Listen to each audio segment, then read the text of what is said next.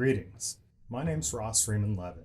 I made this film to introduce you to my friend Patrick Gracewood and his art.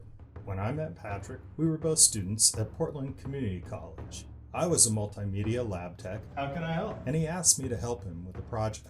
We struck up a conversation about art, and Patrick invited me to visit his studio.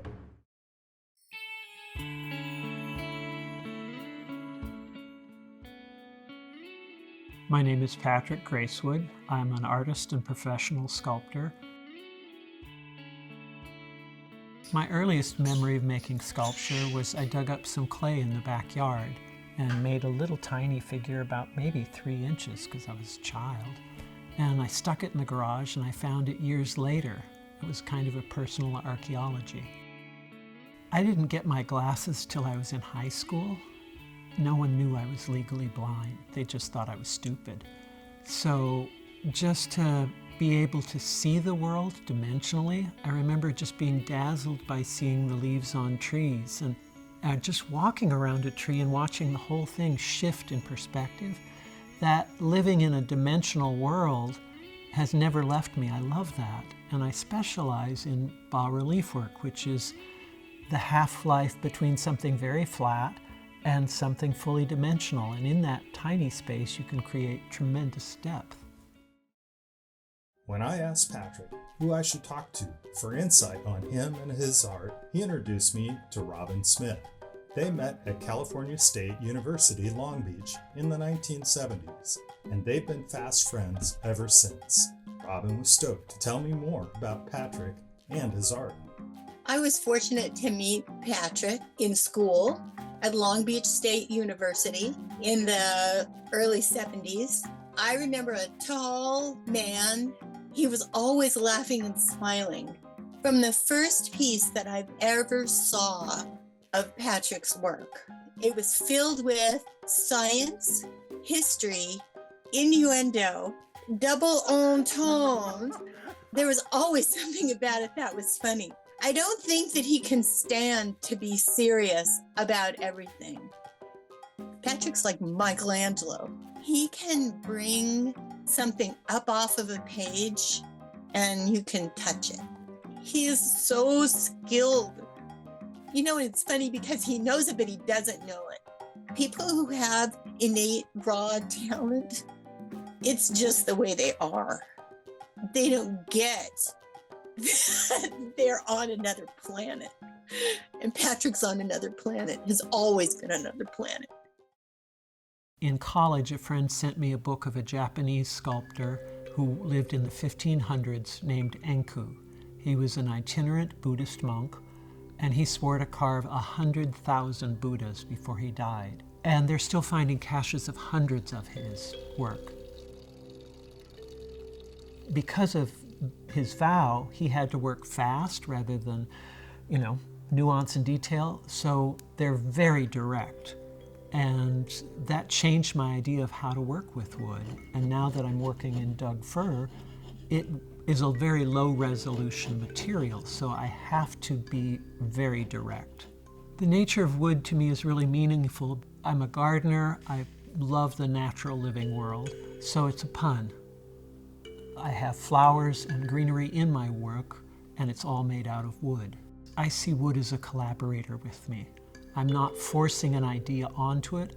I look and I use and encourage the natural flaws of a wood. It wants to split, it wants to age, crack, splinter, and I bring that out as nothing else will do that, no other material.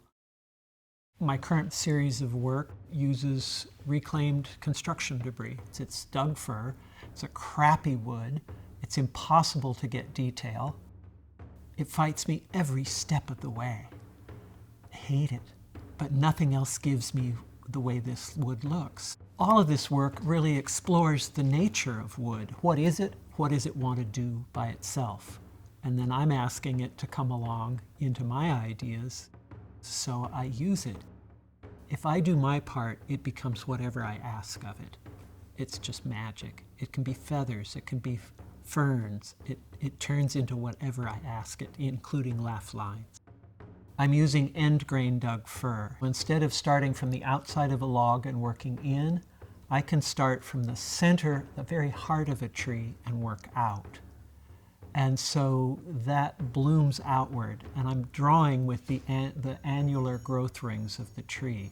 So I compose from my drawings to using the actual tree to draw with, and then I carve to make it dimensional. The wood, once I've carved it, is very crude. The wood does not take refinement. Then I will torch it, which feels really fun because after battling this wood, then I get to set it on fire. That's a hoot.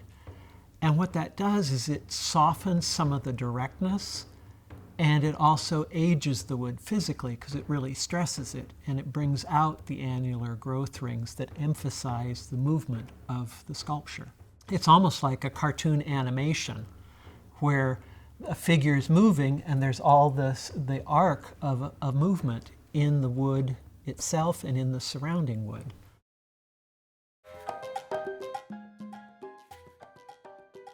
I don't believe that Patrick and I, during school, although we were desperate to make money because we had to live, but art wasn't that. Art was never about money. Art was about time. Art was about your place in the universe. Art was about some kind of statement that didn't have to be about politics. It had to be more timely with some inner clock that you have, some date with something in the future that you didn't know about yet, but that you were eking along to get to that spot because, you're blind at that time. You don't know. And it isn't clear that we know now, but we have a better idea. We would do anything for art. And then after that, you have to start negotiating for money. A huge turning point a while ago, the company I'd worked for went belly up, and I took it personally. I was like, I've been through 4 or 5 industries, and I kept saying, what the hell do I do now? And I said it once too often and started laughing, because that what the hell do I do is basic question of middle age. It's a question of life. What the hell do I do now? And I wrote a manifesto, and in order to do that, I had to go, what have I done my whole working life? I get to do something else now, because that's gone. And in that, I realized all the sets, props, prosthetics I did for film work, all that went in the trash the day of the shoot or when they wrapped.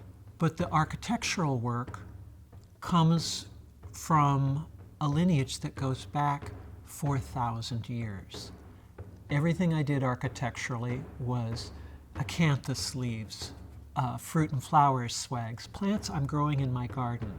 Those are living plants, but they're also living symbols that go back 4,000 years. Claiming my part of that process, I can trace that lineage back 4,000 years. And claiming that, I promised to carry it forward while I am alive.